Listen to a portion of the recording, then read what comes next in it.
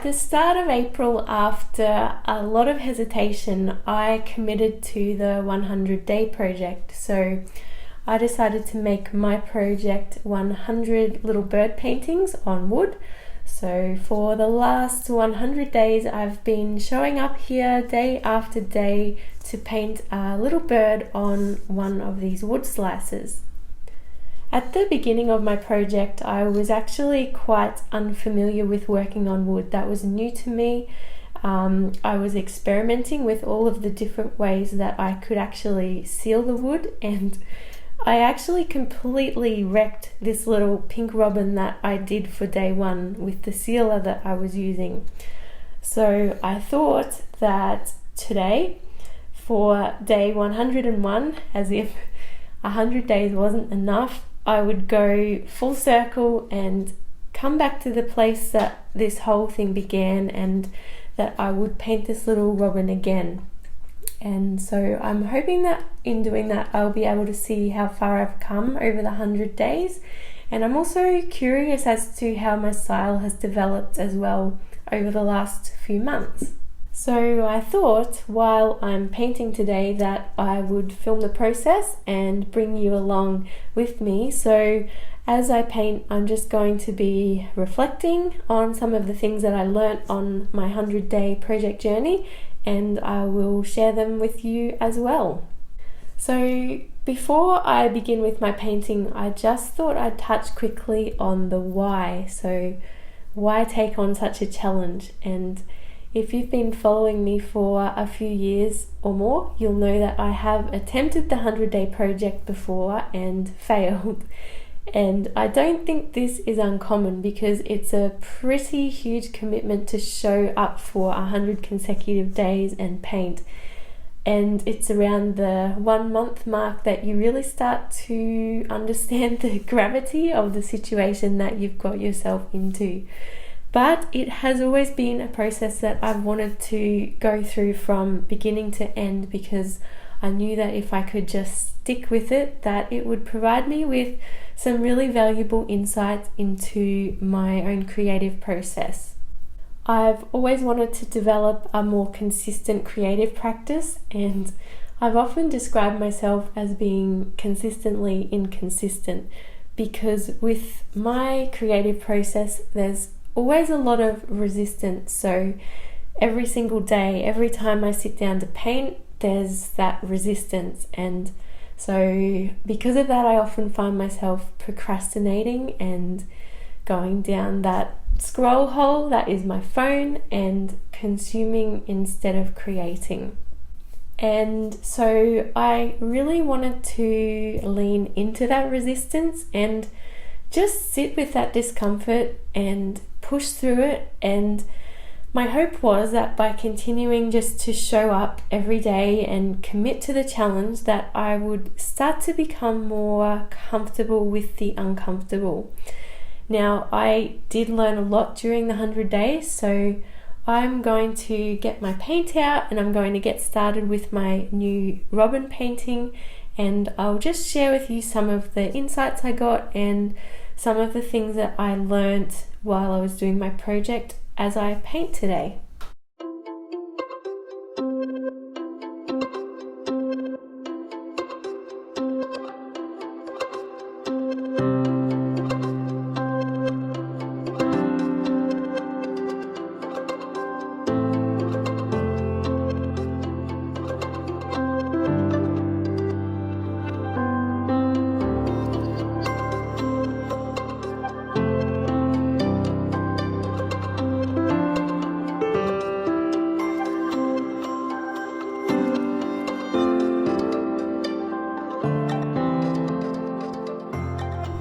So I began this project at a very interesting time in history. I'm not sure how much I can say about the illness that shall not be named here, but yes, that was happening. That was a thing. Lockdown was a thing, and there was a lot to feel and process. And I realized early on in the project that if I was going to show up here every day to create, that I was going to have to really protect my creative energy.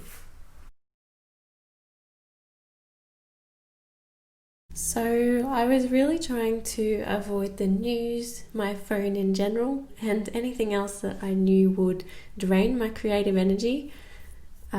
With so much going on in the world, it would have been so easy to have that energy just scattered, and I know I could have been easily paralyzed into inaction.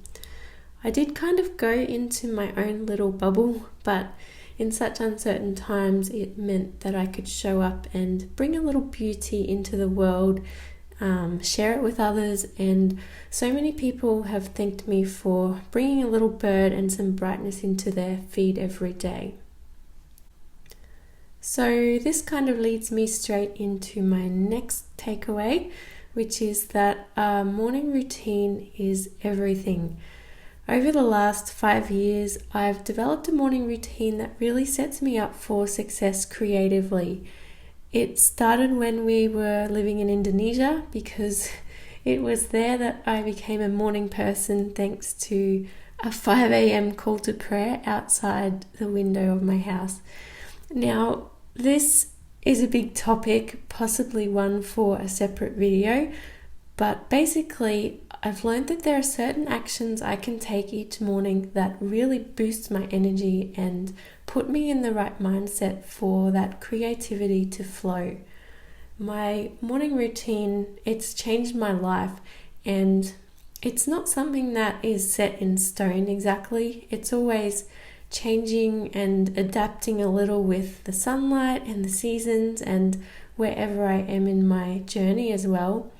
For this particular project though, my morning routine was all about the winter sunshine. So spending some time in the morning soaking it in with my four-legged friend, Buddy, spending some time in the garden, putting my bare feet on the earth. My man was at home, so we started working out together, getting that heart beating and endorphins flowing. Then I would do some stretching, and then finding stillness and meditating and working on changing and choosing my thoughts one at a time. And then, after a delicious breakfast and a green tea in the sun, I was ready to create. Before the 100-day project, I would always begin my workday with my email inbox. I wasn't very far into the 100 days when I realized that this just wasn't going to work, and that the longer I left my bird painting in the day, the more sort of anxious I felt about the possibility that I mightn't get it done and that I would fail at my whole challenge. And so I started coming into my studio and picking up my paintbrush instead of putting on my computer. And I feel like this was a key lesson for me. And when I started my workday with creativity, then the rest of my day flowed so much better, and the energy that I brought to the project was better because I hadn't been sucked into whatever was going to demand my attention and energy in my email inbox. For a while, I actually got into the routine of being finished my bird by lunchtime, which made the whole challenge seem a lot more manageable. Admittedly, my email inbox did get a little bit out of control there towards the end of the project, but I think it was all worth it to get this insight. So it turns out that 100 days is a really, really long time. A really long time. After a couple of weeks of painting daily, all of the motivation and the spark you get when you start anything new was long gone, and I definitely realized that I had signed up for what I started referring to as an ultra marathon, and I started thinking of the challenge in long distance running terms to try and get a feel for what it was going to take. Now, I don't love running long distances, and I can't even imagine running an ultra marathon. So I broke it down into a 10-kilometer run because I know how that feels. And I just remember being on day 29, I think it was, and I was realizing that if I was in it for a 10k run, it meant that I was just 2.9 kilometers in, and I was already exhausted. And just like when I'm running, I had to be really careful about my thoughts and the dialogue in my head, because I could have very easily talked myself into quitting at any point. So this is a good segue for my next insight, which was all about that inner dialogue. And when I started sharing a little bit of the struggles I was having in the first half of the project on Instagram, so many people, and I know that everyone meant well, tried to talk me into compromising in some way with my project. So to bend the rules or to take a break. And actually, it wasn't until closer to the end of the project that the collective voice of my audience shifted from be kind to yourself, do it at your own pace, take a break, there are no rules, to not far to go now, you can do it, you've got this, don't stop now, keep going. And I found it really interesting. And it's not to say I didn't feel supported, I really did. And the encouragement and the support on Instagram especially was amazing. And some days those comments and the fact that there were so many people invested in my project and watching was a thing that kept me going. But as a whole, I really had to become my own biggest cheerleader and really back myself and the commitment that I'd made, even if other people didn't understand my commitment to the process. There was just no room for compromising with my own inner critic, and there wasn't any room for discouragement. And I think over the course of the project, my inner critic has become a lot kinder, and that internal dialogue has actually become much more encouraging and supportive.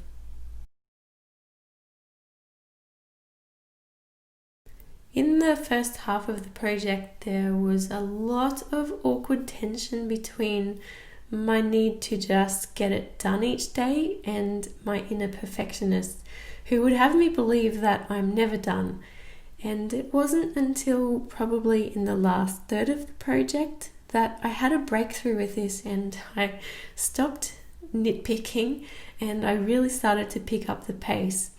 And I think it was when I started to take some of my own advice actually that I give in all of my classes, which is, if you're not sure if it's finished, then don't just keep reworking and working sections of the painting. Just walk away, go and make a cup of tea, and then return a little later with fresh eyes. And almost every time when I returned from my little tea break to my painting, I realized that I actually was finished. And in that moment, straight away, so I couldn't second guess myself, I'd put a coating of wax over the bird to seal it so that I couldn't touch it with a paintbrush again.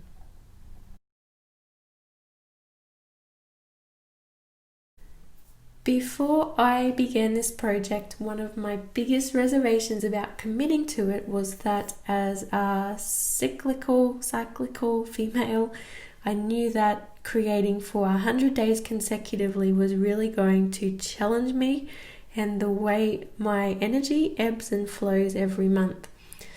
I have done a lot of learning and work in this space over the years, so going into this project, I was aware that I would have to work with my inner seasons as best I could within the framework of the challenge. So this just meant that on the days where I had a lot of energy, I did a little extra research and preparation work. So I'd have multiple birds researched, primed and ready to go for the days where my energy was lower. And I'd also select birds that I knew would be more straightforward and less time consuming. And I even scheduled some of my Instagram posts at times just to give myself a little extra space when I really wasn't feeling it. So even though I was showing up to paint every day, I would work with my inner seasons to give myself the best chance of success. And for me, this kind of daily challenge is not really sustainable though. I really struggled with having to paint every single weekend. I missed the downtime and that chance just to recharge at the end of a work week. And you just have to look at nature to understand that periods of hibernation are also essential for growth. Some people take ice baths to learn how to breathe through the uncomfortable feelings that surface. I paint birds. At the beginning, or even the first half of this project, I was awfully uncomfortable with the whole thing a lot of the time. Some days my mind was very close to going into an I can't do this kind of meltdown. But as I kept showing up and sitting with that resistance every day, something did begin to shift. And as I reassured my fear daily that this thing we're about to do, it always works out in the end, then the resistance actually began to dissolve. And it was a very subtle shift. I didn't really even notice that it was happening at first. But eventually I realized that this bird painting was just becoming another part of my day, just something I did. And there was no longer all the negotiating with myself happening and all that mental friction. I wasn't overthinking it. I just sat down and got it done. And I started listening to books and podcasts that kept my inner critic occupied, and I actually did become quite comfortable in the whole process.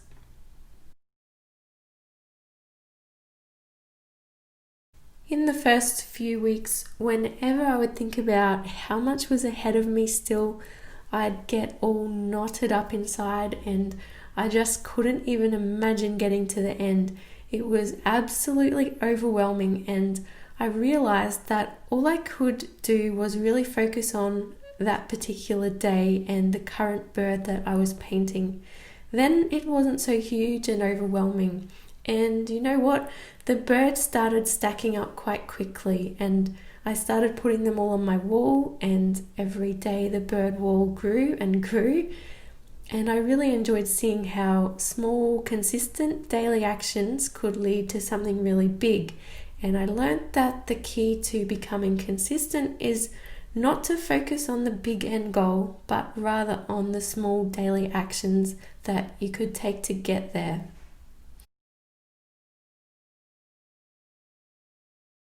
I did have some really low days during my 100-day project. At one stage, I remember I was struggling with allergies and hay fever, and it really left me feeling so drained and tired, and I was napping on the couch a lot. And normally I would never have even set foot in my studio on a day where I felt so rubbish, but I was committed to this thing, and as hard as it was at the time, I showed up and I got it done. And I really surprised myself with what I could create even when I really wasn't feeling it. I realized that I have always had this idea in my head that I had to feel a certain way, or that the circumstances had to be a certain way before I could show up to create.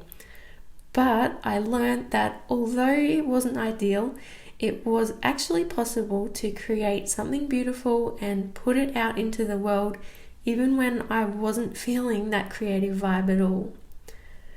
So I think I'm just about done with this little pink robin now. This is that stage where it can be really easy to start overworking things and start to get really caught up in all the details. So probably time to step away for that cup of tea. So just to compare, here's the pink robin from day 1. And here we are at day 101. Still hard to believe. So I've come a full circle here, and I can definitely see how my style has evolved. So I guess that would be another takeaway as well. If you show up consistently and just keep clocking up the hours, then you will improve. You can't not improve, and you'll be well on your way to mastering your craft, whatever that might be. So the 100-day project really challenged me. It stretched me, it pushed me to my limits, but I am really glad that I did it.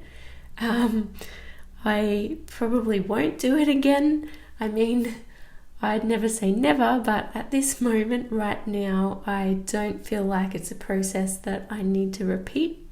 I learned a lot, and I'm hoping that some of the breakthroughs that I had will become a part of my creative practice going forward.